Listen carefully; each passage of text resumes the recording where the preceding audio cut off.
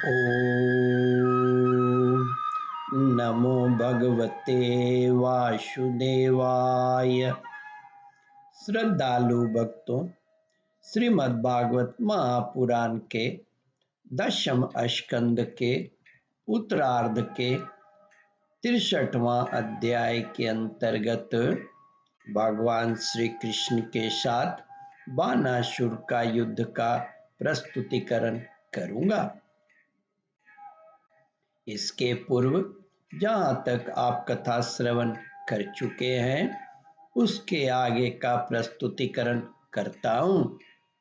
भगवान शंकर ने स्तुति करते हुए कहा, भगवन मैं ब्रह्मा, सारे देवता और विशुद्ध हृदय वाले ऋषि मुनि सब प्रकार से और सर्वात्म भाव से आपके शरणागत हैं, क्योंकि आप ही हम लोगों के आत्मा, प्रियतम और ईश्वर हैं। आप जगत की उत्पत्ति, स्थिति और प्रलय के कारण हैं। आप सब में सम, परम शांत, सबके सुहृदय आत्मा और इष्ट देव हैं। आप एक अद्वितीय और जगत के आधार तथा अधिष्ठान हैं। हे प्रभु, हम सब संसार से मुक्त होने के लिए आपका भजन करते हैं। देव, यह बानासुर मेरा परम प्रिय, कृपा पात्र और सेवक है। मैंने इसे अभयदान दिया है।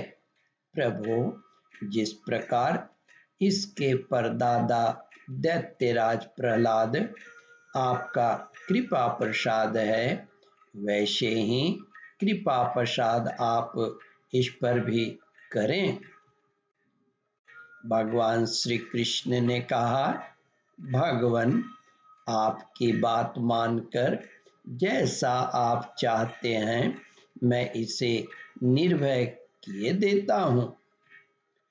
आपने पहले इसके संबंध में जैसा निश्चय किया है, मैं इसकी भुजाएं काटकर उसी का अनुमोदन किया है।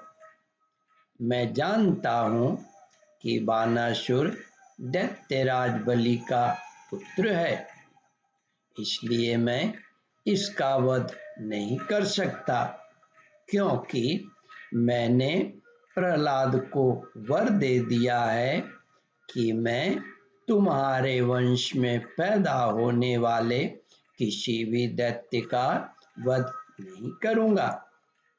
इसका घमंड चूर करने के लिए ही मैंने इसकी भुजाएं काट दी हैं।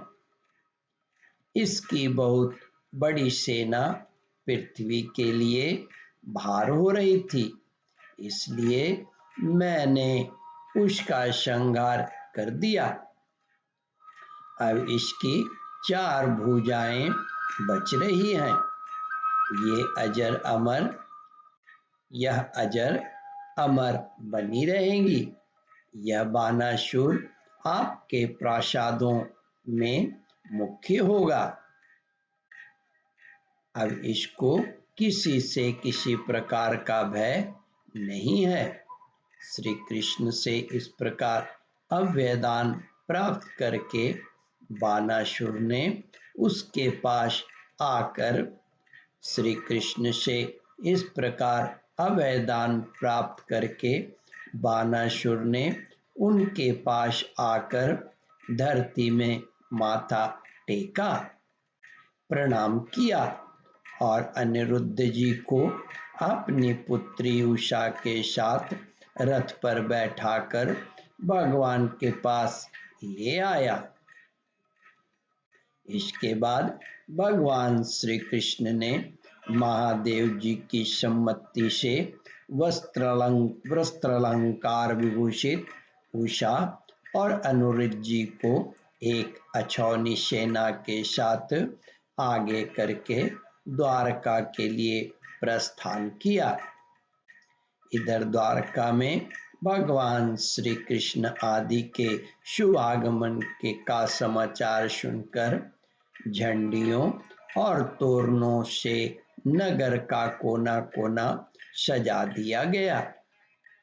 बड़ी बड़ी सड़कों और चौराहों को चंदन मिश्रित जल से सींच दिया गया। नगर के नागरिक, बंधु बांधव और ब्राह्मणों ने आगे आकर खूब धूमधाम से भगवान का स्वागत किया। उस समय शंख, नगारों और ढोलों की तुमुल ध्वनि हो रही थी। इस प्रकार भगवान श्री कृष्ण ने अपनी राजधानी में प्रवेश किया। श्री सुखदेव जी कहते हैं, परीक्षित, जो पुरुष श्री शंकर जी के साथ भगवान श्री कृष्ण का युद्ध और उनकी विजय की कथा का प्रातःकाल उठकर स्मरण करता है, उसकी पराजय नहीं होती। ओम परमात्मने नमः। श्रद्धालु भक्तों, इस कथा को ध्यान पूर्वक श्रवण, मनन और इसका चिंतन करें।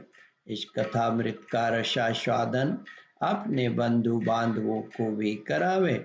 इस वीडियो को शेयर और सब्सक्राइब करें। ओम परमात्मने नमः।